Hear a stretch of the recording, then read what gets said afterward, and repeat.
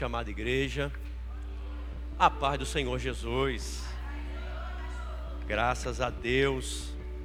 Mais um culto na presença do Senhor, em que se aproxima o Natal, né? Dia de festa, em que celebramos a data em que o Senhor Jesus Cristo nasceu. Não que seja essa data específica a qual ele nasceu, né? Todos nós que estudamos um pouquinho história, sabemos que não foi essa data que Jesus nasceu. Porém, foi a data escolhida para celebrar o nascimento do Salvador. Hoje eu queria fazer um pouquinho diferente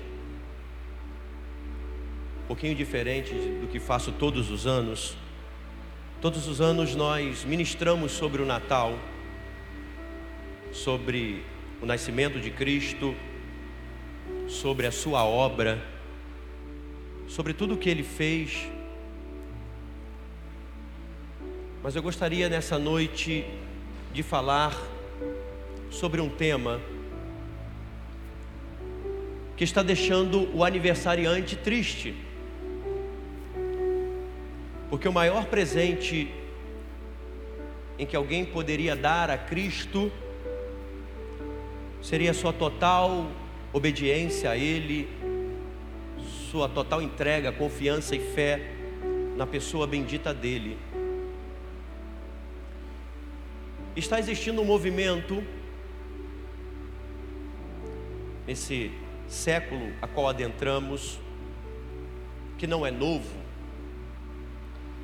porém tem confundido a cabeça de muitas pessoas. E eu queria tratar desse assunto nessa noite. Antes, gostaria de ler um texto com a amada igreja, que está lá no livro de Hebreus, capítulo de número 10. Vamos ler a partir do versículo 19. Hebreus, capítulo 10, versículo de número 19. Aleluia.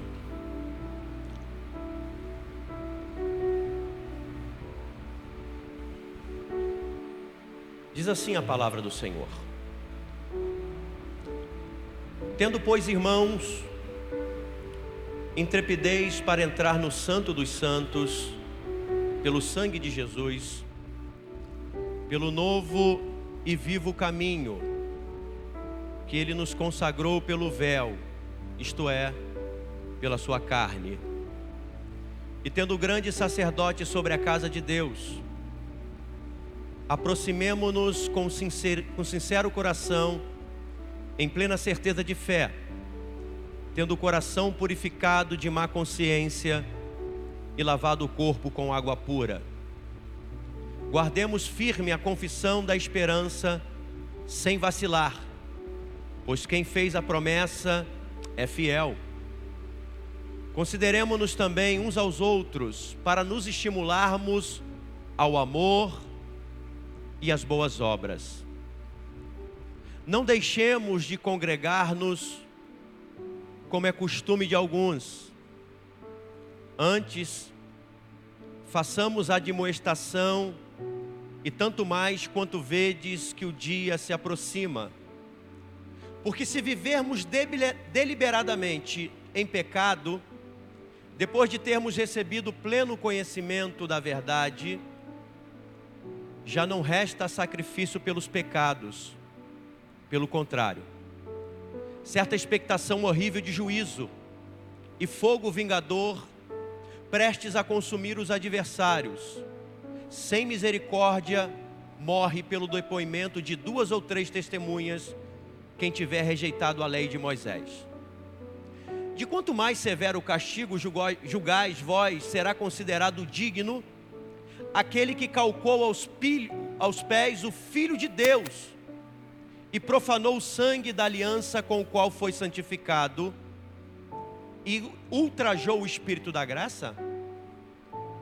Ora, nós conhecemos aquele que disse: a mim pertence a vingança, eu retribuirei e outra vez, diz, o Senhor julgará o seu povo. Horrível coisa é cair nas mãos do Deus vivo. Lembrai-vos, porém, dos dias anteriores, em que depois de iluminados, sustentastes grande luta e sofrimento.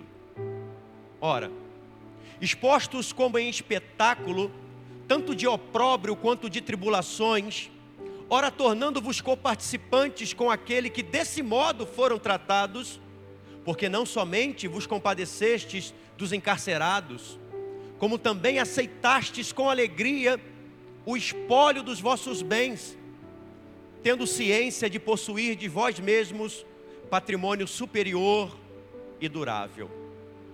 Não abandoneis, portanto, a vossa confiança. Ela tem grande galardão. Com efeito, tendes necessidade de perseverança, para que, havendo feito a vontade de Deus, alcanceis a promessa. Porque ainda dentro de pouco tempo, aquele que vem virá, e não tardará. Todavia, o meu justo viverá pela fé. E se retroceder, nele não se compraz a minha alma. Nós, porém, não somos dos que retrocedem para a perdição. Somos, entretanto, da fé para a conservação da alma. Eu gostaria que você repetisse comigo o versículo 25. Por favor, Felipe. Versículo 25 desse mesmo texto que nós lemos. Eu gostaria que toda a igreja lesse a orientação do escritor para meditarmos sobre isso. Vamos lá? No 3, 1, 2, 3. Não deixemos...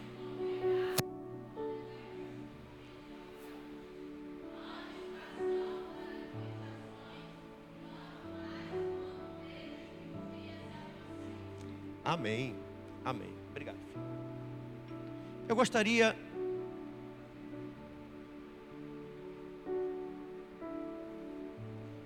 que você, por gentileza, irmão, dissesse para 3 pessoas, no mínimo, por que nós estamos na igreja hoje? Pergunta para ela.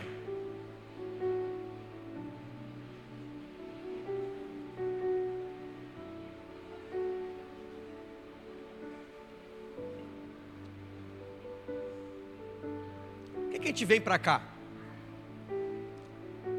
Por que a gente se reúne aqui nesse templo, com pessoas, com irmãos?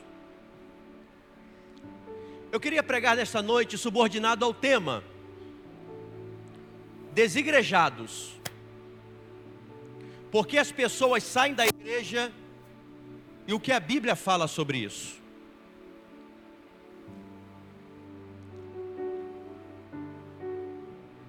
Nós estamos vivendo um tempo, irmão, em que as pessoas estão saindo da igreja e vivendo uma vida cristã própria. Nossos irmãos católicos têm também na sua denominação aqueles que se dizem católicos não praticantes. Quem já ouviu isso?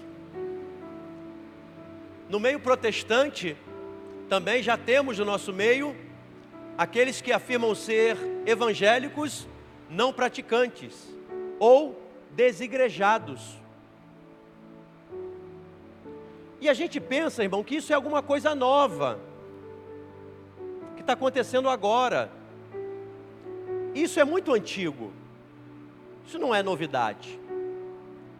Desde a época dos judeus, o povo que se congregava para adorar a Deus na tenda, no tabernáculo, passou um tempo, o povo começou a ver o culto era a mesma coisa, não tinha muita novidade, eram os mesmos sacrifícios, e o povo, passando o tempo, acabou se enfadando, se acostumou com a religião, se acostumou com as coisas sagradas.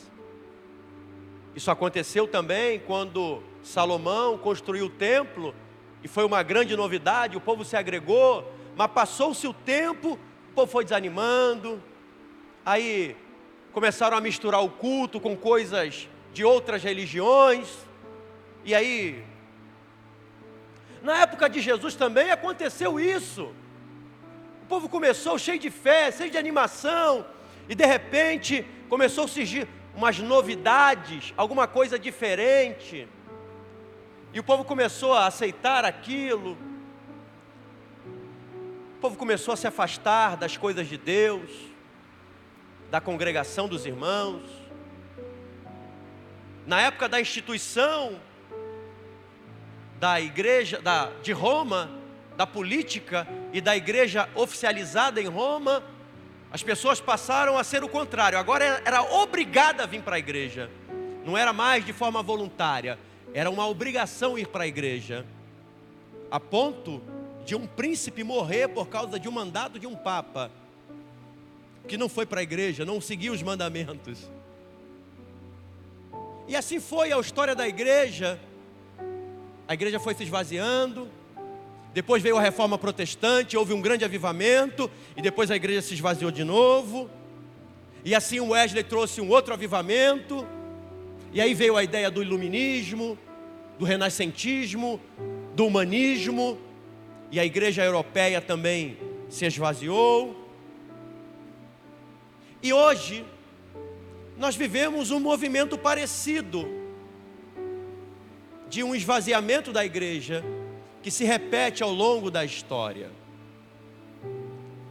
Mas é interessante nós analisarmos no contexto de hoje.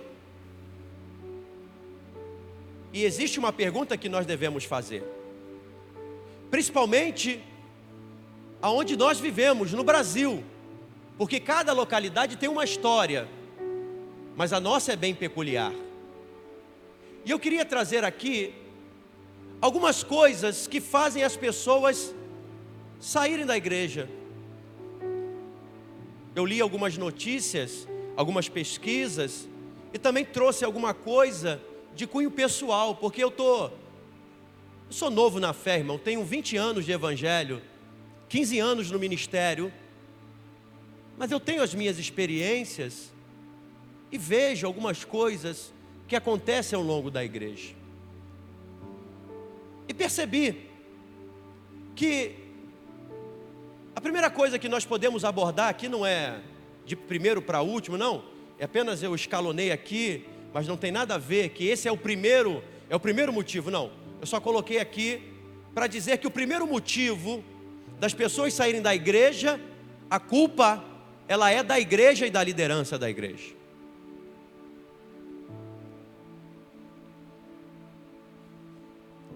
O primeiro motivo que as pessoas saem da igreja está na própria igreja e está na liderança. Está na igreja e na liderança porque a igreja atual brasileira, não estou dizendo toda ela, mas parte dela é corrupta, cheia de escândalos. É uma igreja que se divide. Então as pessoas olham para nós lá de fora e dizem assim: eu para uma igreja dessa? Se eu fosse perguntar aqui, irmão, quantas pessoas já ficaram escandalizadas por verem pastores se enriquecerem às custas da igreja, ou ver um tipo de mensagem que só abordava o dinheiro, para tirar dinheiro das pessoas? Eu acredito que boa parte da igreja vai levantar a mão. Uma igreja corrupta, que pensa apenas em ganhar dinheiro, em falar de dinheiro, em tirar e expoliar as ovelhas de Cristo. Uma igreja cheia de escândalos, uma igreja em que as pessoas brigam a todo tempo por cargos ministeriais, para dizer que é maior, e se eu não posso ser um pastor aqui, eu vou abrir uma igreja ali, e vou continuar, e a pessoa olha isso lá fora e fala assim: eu ir para a igreja?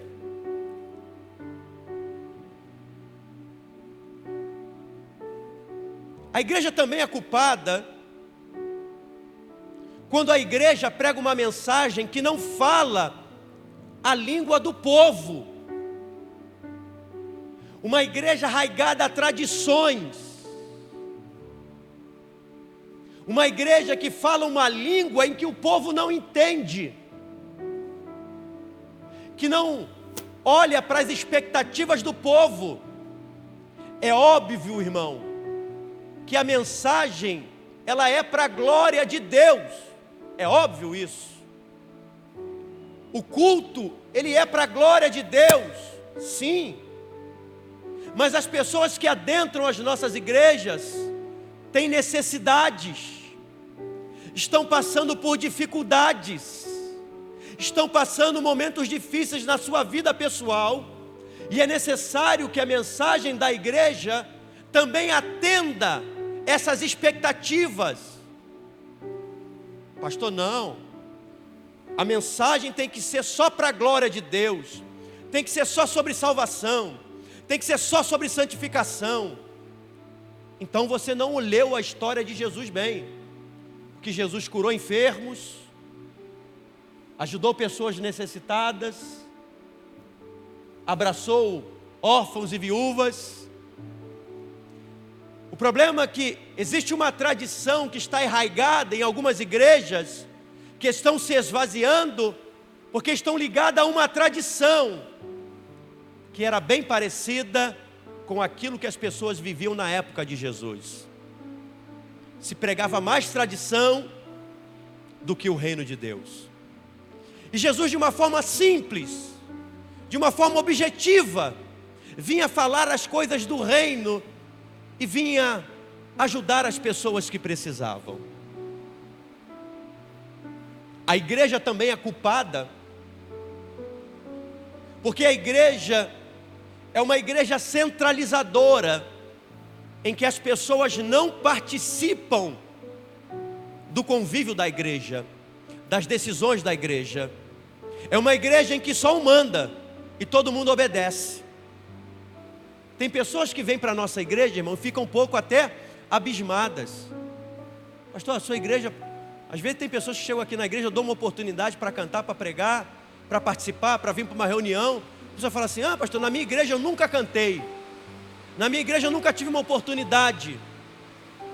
E pior que as pessoas não sabem lidar com a liberdade, é ou não é? Tem pessoas que não sabem lidar com a liberdade, e a pessoa, a gente dá o dedo, ela quer logo o braço.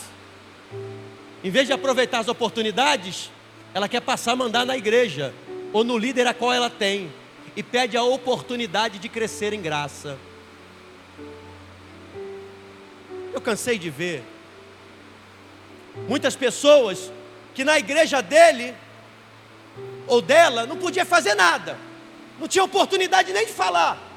Aí chega aqui, a gente dá oportunidade, aí a pessoa cresce, aí quer mandar do pastor, quer mandar no líder, quer fazer do jeito dele, quer fazer do jeito dela.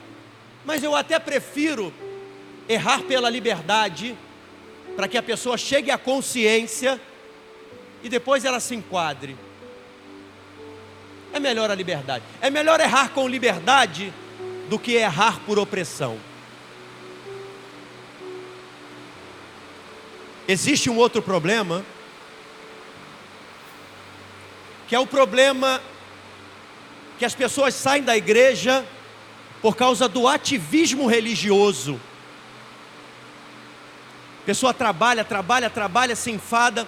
Os pastores ou os líderes começam a colocar sobrecarga nas pessoas, e as pessoas vão trabalhando, vai ter uma hora, irmão, que a gente faz igual motor de carro.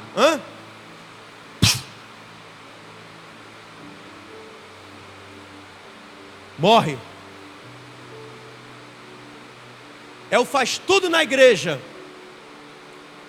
Mas tem uma hora, irmão, que a gente não aguenta mais. O que acontece? A gente bate os pinos. Que o ser humano, irmão, é limitado. O ser humano precisa de um momento de alegria, de um momento de parar, de descansar. Ninguém é de ferro, irmão. Ninguém é super-homem. A gente precisa ter um momento de parar, de refletir, de ter comunhão com Deus. Ter comunhão com Deus não é estar na igreja todo o tempo.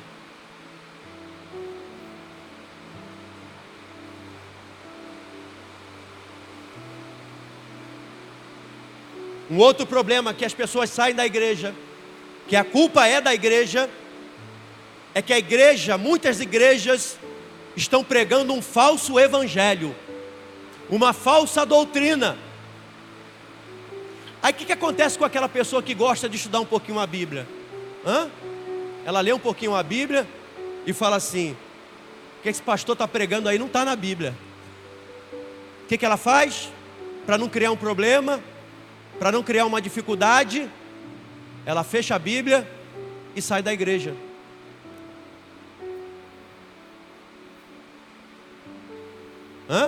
Não é assim?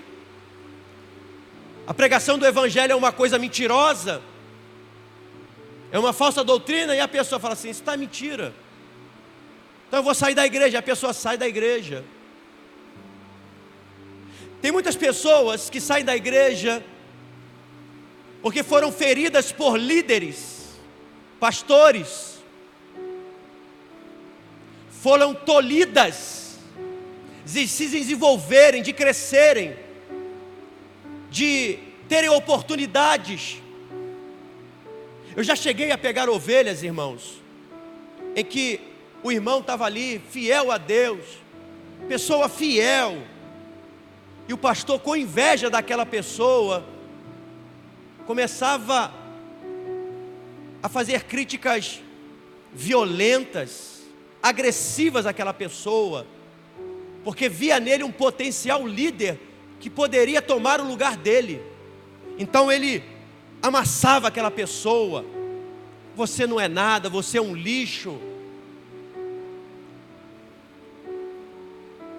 Pessoas que se feriram ao longo da caminhada e não teve ninguém para acolher. Essas pessoas estão lá fora, e a culpa dela estar lá fora é da igreja, são das lideranças.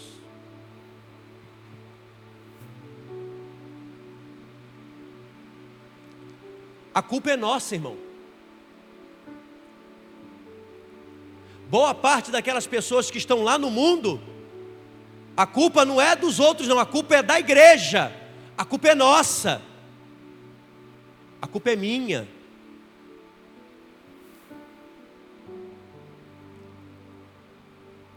O segundo motivo porque as pessoas saem da igreja são porque essas pessoas, elas se decepcionaram com os irmãos da igreja, com a sua liderança, com o seu pastor. Mas essa decepção agora não é por causa de uma falsa doutrina ou por algo, não, eles se decepcionaram. Talvez o pastor não pôde atender ele naquela necessidade, ou disse não a ele ou a ela, ou o pastor foi um pouco mais duro, ou o líder foi um pouco mais duro, e aquelas pessoas criaram uma expectativa fora da realidade dela. O que aconteceu com essa pessoa? Ficou ferida. Eu entrei na igreja e o pastor não me deu a paz do Senhor. Eu fiz uma coisa errada, o pastor, o meu líder, chamou a minha atenção. Ai, ai, ai, ai, ai. Eu pedi uma coisa para o meu líder disse não. Pessoas que se decepcionam com outras pessoas e saem da igreja. Deixa eu dizer uma frase para você do pastor Neil Barreto. Se você entrou na igreja e se decepcionou com as pessoas e saiu da igreja, foi porque você nunca entrou na igreja por causa de Jesus Cristo. Porque se você tivesse entrado por causa de Cristo, ainda que as pessoas te decepcionassem, você estaria aqui por causa que Ele morreu na cruz por você. As pessoas, os líderes que cometem erros, não podem ser a causa e o motivo de nós afastarmos-nos da igreja. Não pode. porque isso revela que nós não estamos em Cristo. Se nós saímos da igreja porque nos decepcionamos com algum tipo de atitude de alguém da igreja, e nós saímos da comunhão da igreja, também estamos dizendo outra coisa. Olha, fulano errou comigo, eu vou sair da igreja. Logo, essa pessoa está dizendo o seguinte: olha, eu não vou mais para a igreja, porque na igreja é lugar de gente ruim, então eu não posso estar lá. Ela está dizendo, em outras palavras, eu sou melhor do que todo mundo da igreja, eu não preciso da igreja.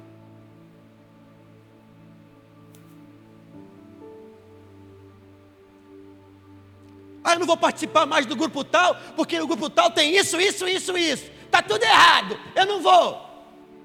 Não vai. Você é melhor do que todo mundo?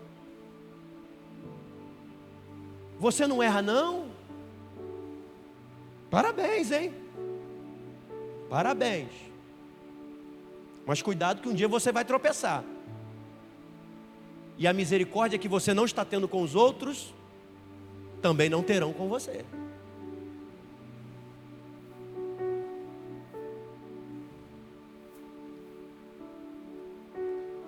O terceiro motivo por que as pessoas saem da igreja está bem exposto lá na parábola do semeador.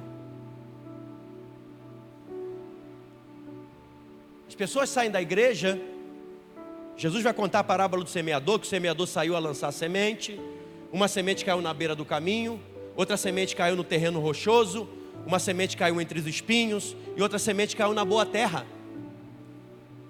Aí Jesus vai falar que uma semente não brotou porque veio uma ave do céu e comeu. Depois a que cresceu entre rochas também não cresceu, porque veio o sol e queimou. E a semente que estava entre os espinhos cresceram e matou a semente. A parábola do semeador traz 3 tipos de pessoa que não ficam na igreja. Primeiro tipo, a que ouve a palavra e não dá atenção à palavra de Deus. É a semente que cai na beira do caminho. Aí vem a ave representa o diabo, rouba a palavra de Deus é a semente. São pessoas que vêm para o culto, eu não sei fazer o quê, pastor, vem cantar. Vem cantar, irmão? Que lindo, maravilhoso. Nós sempre dizemos aqui que o momento mais importante do culto é o momento da palavra. O culto mais importante da igreja é a escola bíblica dominical. É porque onde se aprende a palavra, quem não dá atenção à palavra, quem não busca viver a palavra, são aquelas pessoas que brevemente irão embora da igreja. O que o pastor pregou hoje? Não sei. O que o irmão, o diácono Moisés pregou ontem? Que foi? Qual foi a mensagem? Qual foi a mensagem, irmão, do pastor Samuel domingo passado? Quem lembra? Eu não estava aqui, mas vou dizer para você que não lembra. Foi o lamento da alma.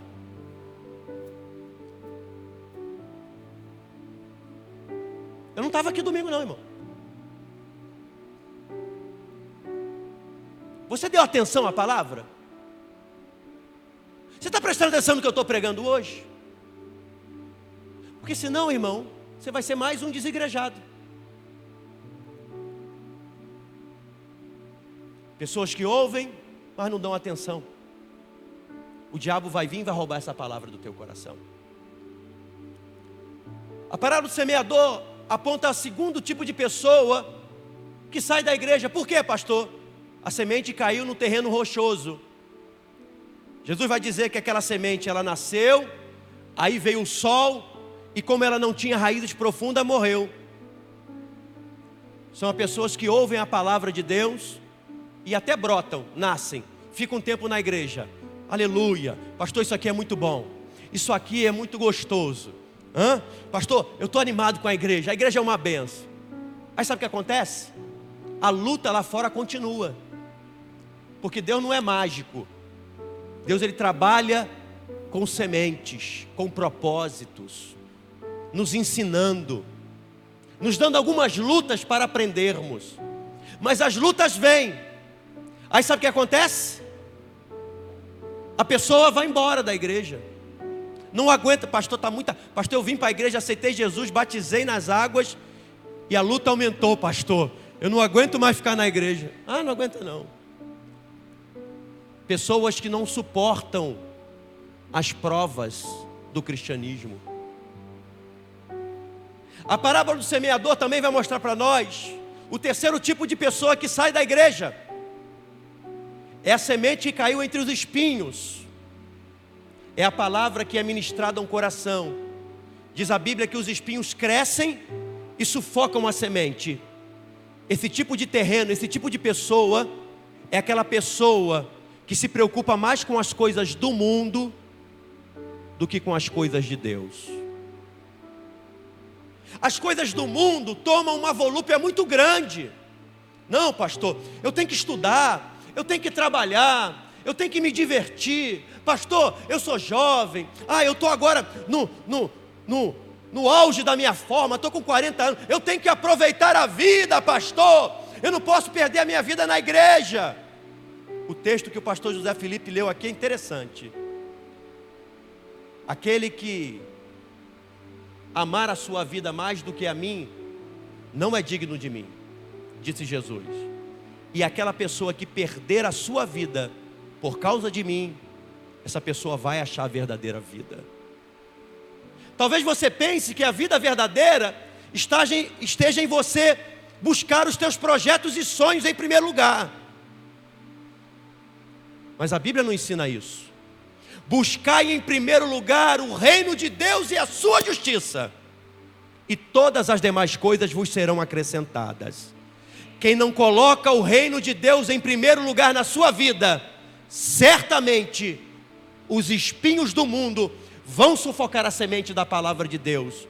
A sua fé vai morrer e você vai sair da igreja.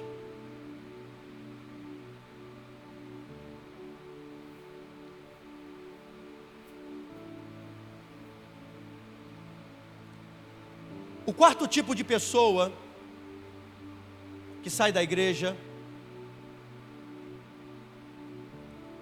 são aquelas pessoas que não querem viver uma transformação verdadeira.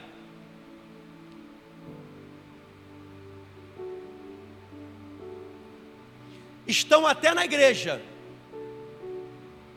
vêm para o culto, carregam a Bíblia, mas ainda não sofreram o novo nascimento e uma transformação de vida.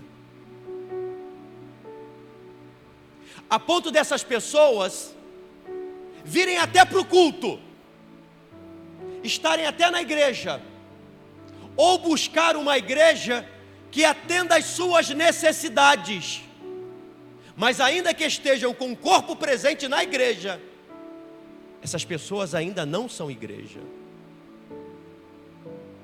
Abra comigo, por favor, a sua Bíblia, para a gente conhecer esse tipo de pessoa, que está lá em 2 Timóteo, capítulo 4, versículo 1. E depois nós vamos voltar para Hebreus. 2 Timóteo 4, versículo do 1 ao 5. Diz assim: conjuro-te perante Deus e Cristo Jesus, que há de julgar vivos e mortos pela sua manifestação e pelo seu reino. Prega a palavra, insta, quer seja oportuno, quer não. Corrige, repreende, exorta com toda a longanimidade e doutrina. Pois haverá tempo em que não suportarão a sã doutrina. Pelo contrário, cercar-se-ão de mestres, segundo as suas próprias cobiças, como que sentindo coceira nos ouvidos, e se recusarão a dar ouvidos à verdade, entregando-se às fábulas. Versículo 5. Tu, porém, sê sóbrio em todas as coisas, suporta as aflições, faz o trabalho de um evangelista, cumpre cabalmente o teu ministério. Pastor, o sermão que o senhor dá é muito duro. Tem um irmão que quando eu vou pregar, ele falou: pastor, vai devagar, pastor.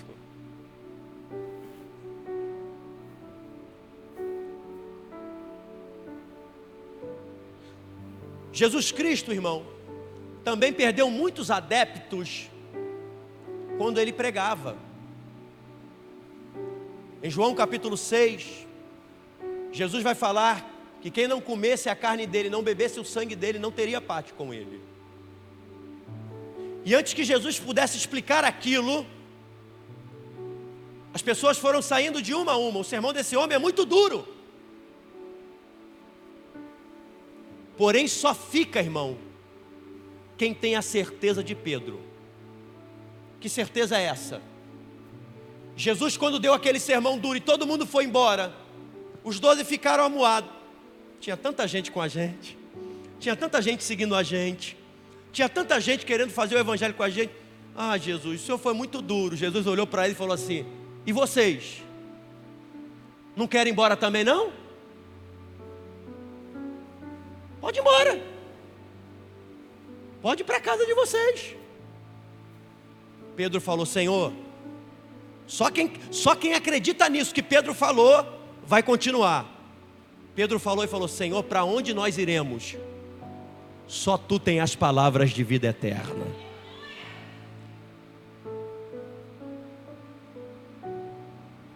Talvez você conheça alguém, irmão, que saiu da igreja, esteja até numa dessas igrejas que estão chamando aí, né? Que não precisa de pastor, não precisa se reunir, não precisa estar. Não, a gente se reúne de vez em quando, faz um comes e bebes, e daqui a pouco a gente ajuda uma pessoa. Essa é a igreja. A igreja não é quatro paredes, a igreja. Essas reflexões, na realidade, são sofismas, são filosofias para destruir a instituição igreja. Pastor, mas no Novo Testamento, em livro de Atos, a igreja ficava de casa em casa e na sinagoga. Ou você só leu de casa em casa? A igreja não tinha templo, porque a igreja era perseguida. Quando a igreja pôde se reunir num templo, ela permaneceu firme no templo buscando a Deus, obedecendo os seus líderes. Paulo em Efésios vai instituir pastores, apóstolos, evangelistas, presbíteros, doutores. Não, pastor, tem um povo aí na internet, tem um povo aí, segue esse povo, irmão. Você acha que esse é o evangelho de Cristo? Você acha que a igreja a partir de 2000 para cá, tudo que passou há 5.000 anos, está tudo errado. A Bíblia está errada, os homens que viveram antes já está todo mundo errado. A partir de 2000 para cá está tudo certo. Descobrimos a verdadeira igreja.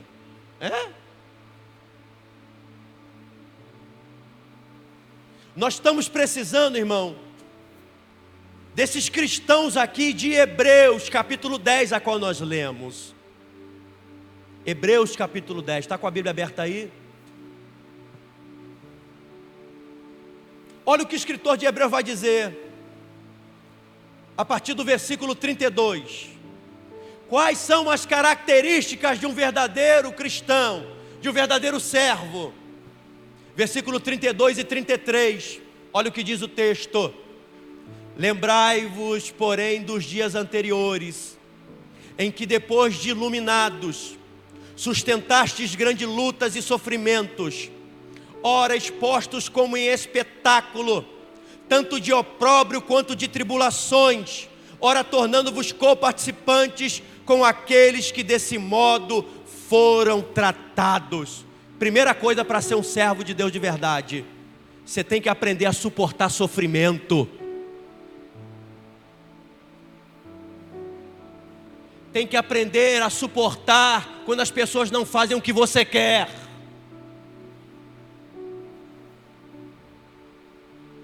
Tem que aprender a fechar sua boca e esperar em Deus o tempo dele para a sua vida. Você acha que a vida cristã é um parque de diversões? Vem para Jesus que tu vai ficar rico. Isso não é aqui não, irmão. Isso é em outra igreja. Vai fazer isso lá e tenta. Aí quando você vê que não é assim, aí você pode voltar. Mas se você quiser entender a palavra, você vai ver que não é assim. Vem para Jesus que você vai comprar uma casa na Barra da Tijuca, vai comprar uma BMW. O que eu tenho que fazer? Dá uma oferta, vende a tua casa e dá para a igreja. Você vai ficar sem casa, irmão. A gente não ensina isso aqui não. A Bíblia está dizendo que a vida cristã é uma vida em que nós passamos dificuldades, lutas, adversidades, mas em todas essas coisas nós somos mais do que vencedores em Cristo Jesus. A Bíblia vai dizer, o apóstolo Paulo em Filipenses, que podemos todas as coisas naquele que nos fortalece. Você pode vencer as tribulações, as lutas, as adversidades, porque Cristo Jesus está na tua vida.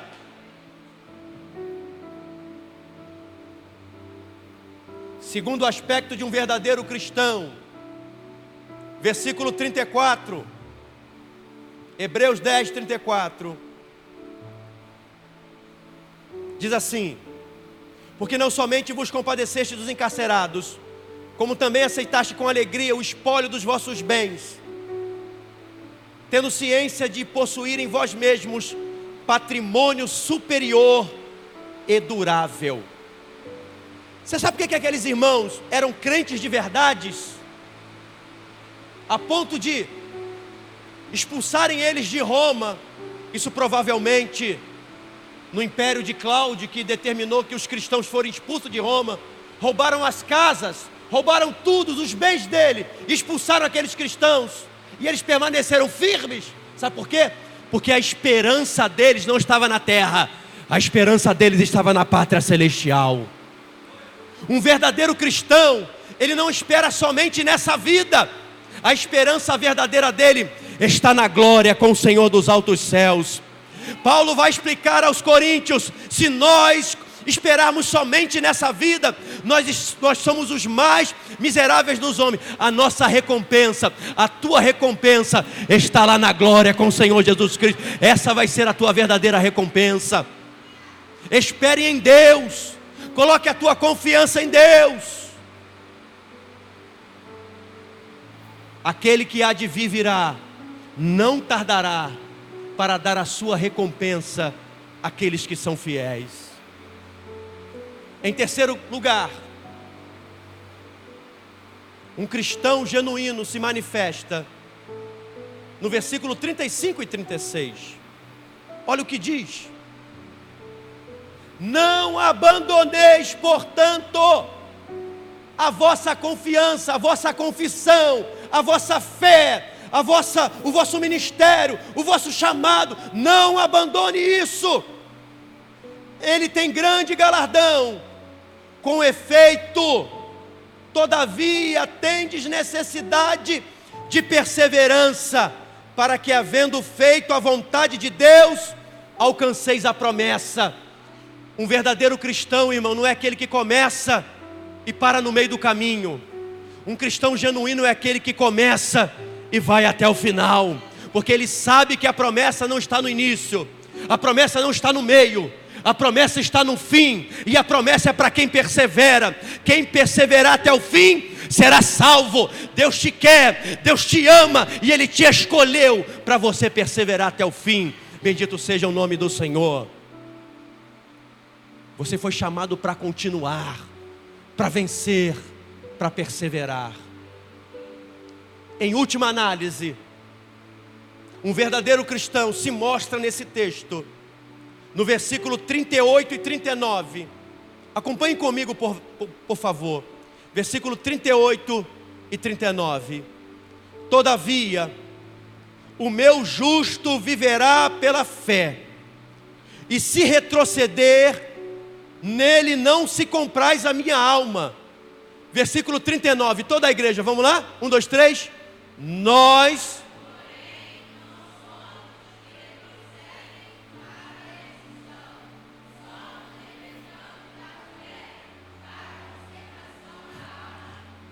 O verdadeiro cristão é aquele que vê os desafios, vê as dificuldades, vê as barreiras, mas ele não volta para trás, ele encara o desafio e ele diz: Deus me chamou para vencer. A muralha de Jericó pode ser grande, mas eu vou ultrapassar. O inimigo pode ser um gigante, mas eu vou derrubar. O negócio pode estar feio, mas eu vou até o fim, eu não vou retroceder, porque eu sei que meu Redentor vive, e no tempo certo, Ele há de se manifestar na minha vida. Bendito seja o nome do Senhor. O escritor dizendo isso, ele vai começar o capítulo 11 de Hebreus, para falar de quem? Dos heróis da fé.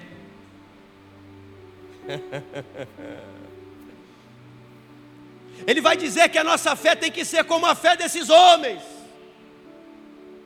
E ele vai começar a dizer que a fé de Abraão, que creu que Deus poderia ressuscitar, a fé de Abel, que ofereceu uma oferta mais excelente do que Caim, e obteve testemunho de Deus. Ele vai falar de Sadraque, de Mesaque e Abidnego, que foram lançados na fornalha. Vai falar de Gideão, vai falar de tanta gente, vai falar de Jacó, de Esaú, que enfrentaram dificuldades, mas através da fé, perseveraram e conquistaram reinos, destruíram fornalhas, passaram pelo fogo, passaram pelos rios, e venceram e bendisseram o nome do Senhor. Mas eu quero encerrar essa mensagem dizendo para você que nem sempre, escute o que eu vou dizer para você, nem sempre a tua fé vai ser respondida da maneira que você quer. Nem sempre o milagre vai acontecer da maneira que você espera. Para a gente encerrar, irmão, Hebreus capítulo 11.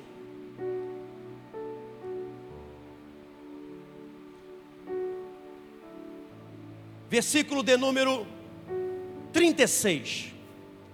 Hebreus 11, 36. O escritor está fazendo uma análise de todos os heróis da fé, de todos aqueles homens que venceram e alcançaram grandes milagres. De Moisés, de Abraão, de Jacó, Gideão, e aí por aí vai. Ele faz uma lista dessa fé.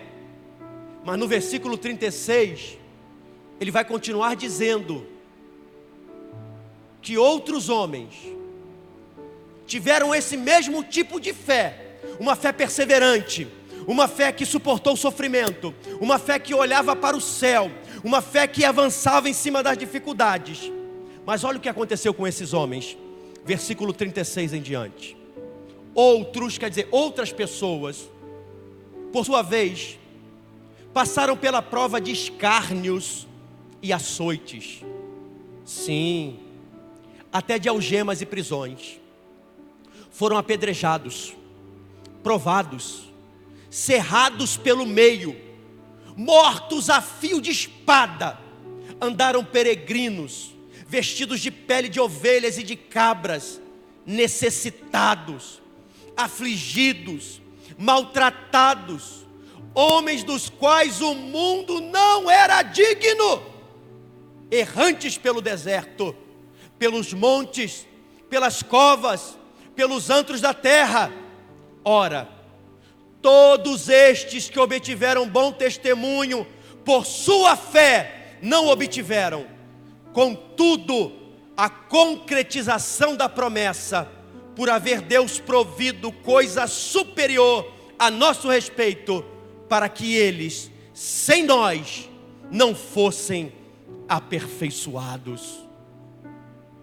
Outros irmãos tiveram esse mesmo tipo de fé e morreram.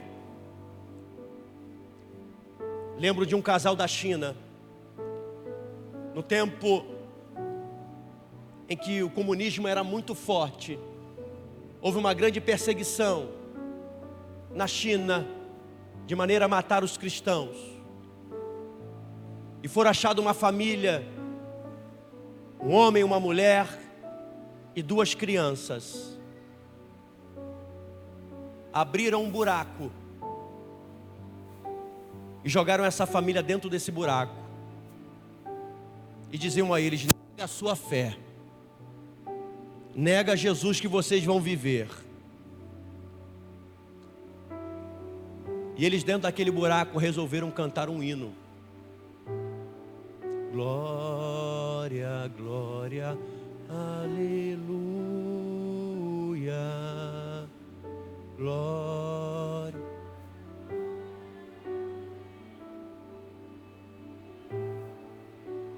Glória.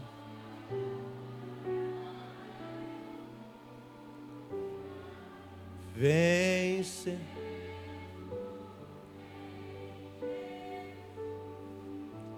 Os soldados chineses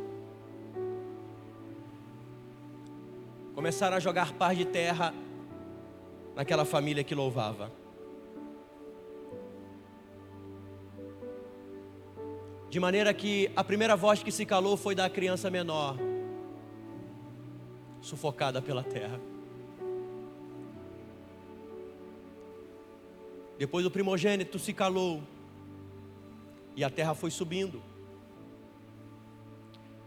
E os soldados e o capitão daquela guarnição ouvindo aquela música. De maneira que a última voz que se ouvia cantando foi a do homem que era mais alto. E foi se jogando terra. De maneira que eles foram enterrados e mortos vivos.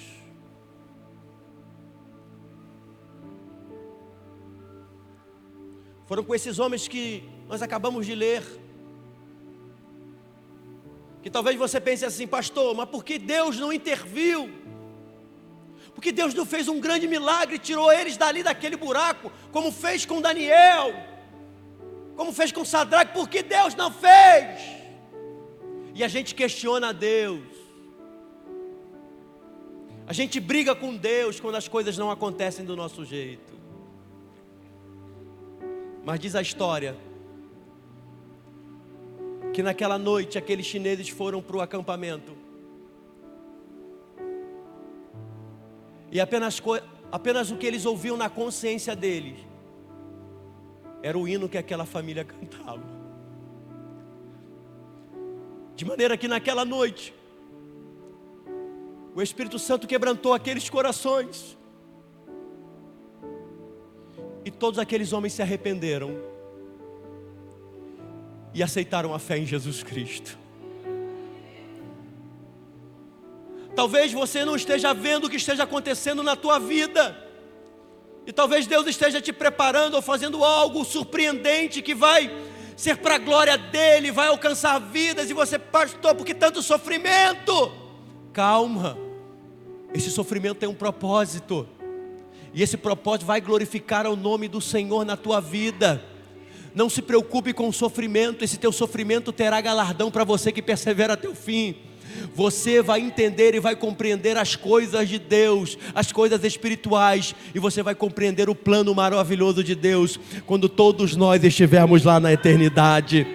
Talvez você não compreenda, assim como eu, muita coisa aqui nessa terra, mas quando nós estivermos lá com o nosso Cristo, nós vamos entender todas as coisas. De uma coisa eu sei, Deus não te quer lá fora, Deus te quer aqui dentro, te preparar, te capacitar, e quando você estiver assim, Ele vai te enviar lá fora, para você trazer outros aqui para dentro, e o nome dEle ser glorificado. Você foi chamado para ganhar almas, não para se afastar e levar outras almas lá para o mundo. Você foi chamado para ser um holofote, para ser um canal, para ser um farol de Deus em meio ao mar negro, para trazer vidas para a comunhão com Cristo.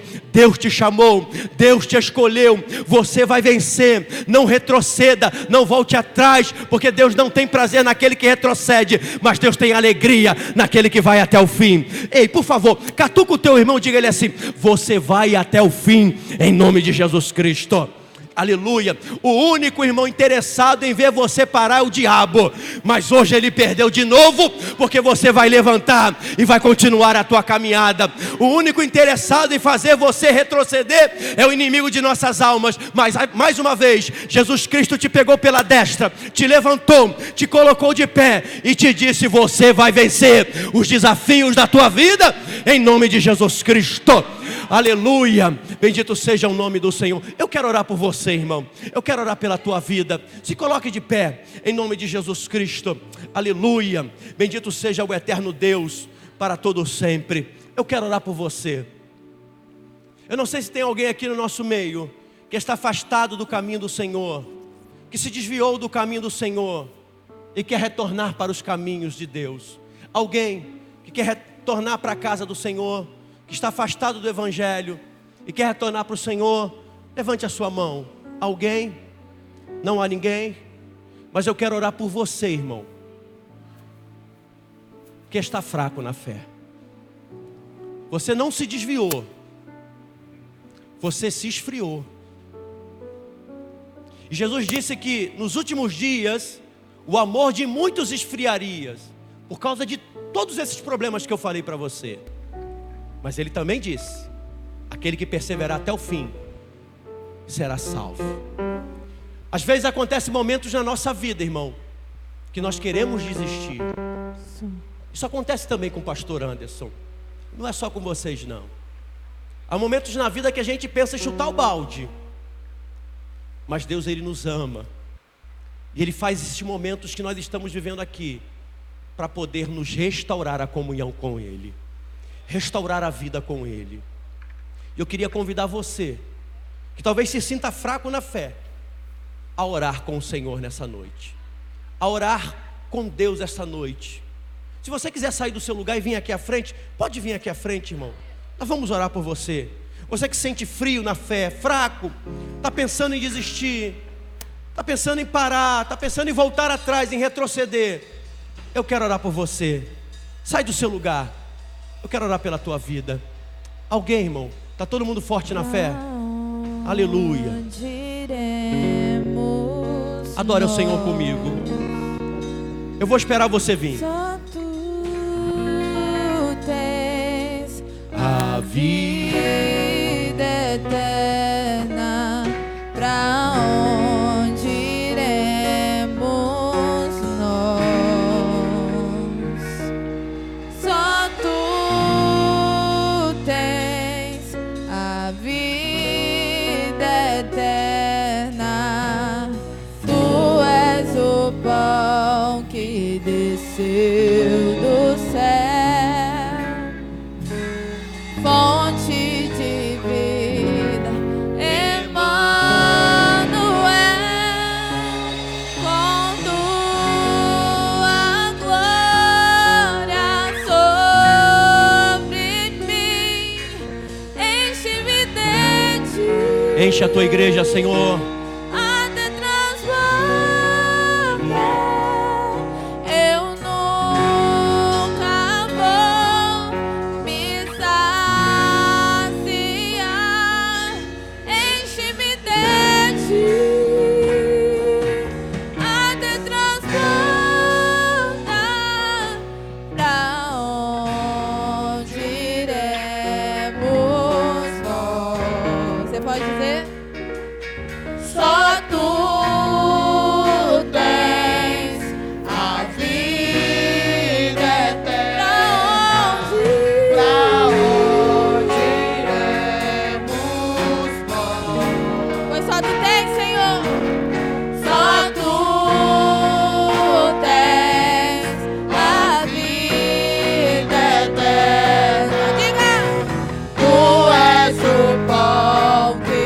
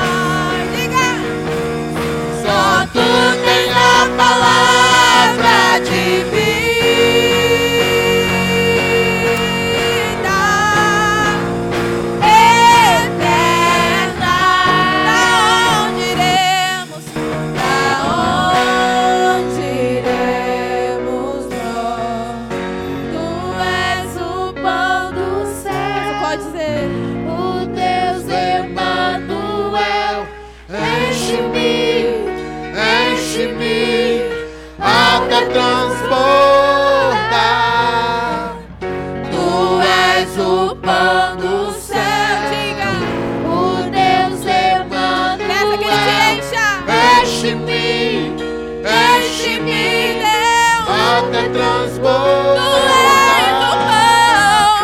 Tu és o pão do céu, o Deus Emanuel. Enche-me até transbordar. Tu és o pão do céu, o Deus Emanuel. Enche-me até transbordar. Tua glória sobre mim.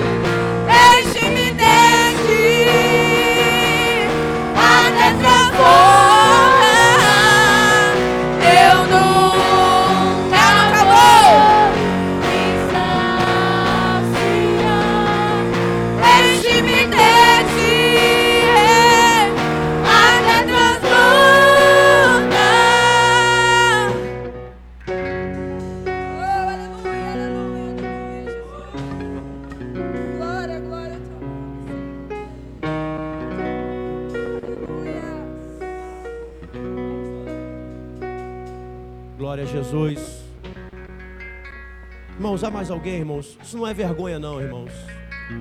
Todos nós, irmãos, podemos passar um momento de dificuldade, um momento de frieza espiritual. Todos nós que estamos aqui, do pastor da igreja ao irmão mais simples, nós podemos passar um momento de frieza espiritual. E às vezes nós precisamos abrir e confessar, abrir o coração para sentir Deus falar conosco. Às vezes a gente precisa pedir ajuda, irmão. Precisamos pedir ajuda uns aos outros. Não se feche, irmão, no seu mundo. Que às vezes a gente pensa assim: ah, Deus vai fazer na minha vida. Não. Peça ajuda. Peça socorro. Nós somos uma família. E uma família não tem segredo. Se você está passando uma dificuldade, abre o teu coração. Abre a tua alma. Venha conversar. Às vezes muitas pessoas se fecham e falam assim: pastor, ninguém foi cuidar de mim, pessoas me esqueceram. Mas você procurou alguém? Não, pastor, não foi procurar ninguém. O Espírito Santo de Deus está aqui para derramar um bálsamo, para curar feridas, para restaurar a alma, o espírito, o corpo. Estenda a sua mão para cá, igreja. Vamos orar por essas vidas. Senhor, nosso Deus e nosso Pai, só o Senhor sabe o que cada uma dessas vidas estão vivendo, Senhor, na Tua presença. E se elas estão aqui, Senhor, porque elas acreditam que Tu podes fazer alguma coisa em favor delas, ó Deus. Tu és o Deus que continua operando. Tu és o mesmo ontem, hoje e eternamente. Não permita, Senhor, que o mundo, que o inimigo de nossas almas, Senhor, de alguma forma venha cegá-las, venha entristecê-las, Senhor. Mas com a Tua boa mão, com o sangue do Teu Filho Jesus Cristo, que salva, que cura, que liberta, que faz uma grande obra, começa a operar, Senhor, de dentro para fora, Senhor. Não, Senhor, uma operação aparente, não. Vai lá agora, Senhor, nos caminhos que só o Senhor conhece. Assim, Senhor, como Tu visitou aquela mulher samaritana no meio do deserto, vá de encontro agora, Senhor, aquilo que está mais no oculto desses corações, aquilo, Senhor, que ninguém sabe, mas com certeza o Senhor sabe. Trata essas feridas, cura esses traumas, restaura, Senhor, essas vidas, para a glória do Teu santo nome, Senhor. Derrama o Teu bálsamo, derrama a Tua graça, derrama o Teu poder essa noite aqui, e faz a operação do Teu Espírito Santo, para a glória do nome de Jesus Cristo, Senhor. Eu abençoo essas vidas, eu abençoo com a Tua unção, com a Tua graça, com o Teu fervor, com o Teu amor, em nome de Jesus Cristo. Em nome de Jesus Cristo. Aleluia. Você pode aplaudir ao Senhor, irmão. Aleluia. Deixa a lágrima rolar. Aleluia. Dá um abraço no teu irmão antes de você se assentar. Diga a ele: nós vamos até o fim. Aleluia. Nós vamos até o fim. Em nome de Jesus Cristo. Aleluia. Tome o seu assento, por gentileza, irmãos. Nós já estamos terminando. Deixa eu dar só os avisos finais. Aleluia. Graças a Deus.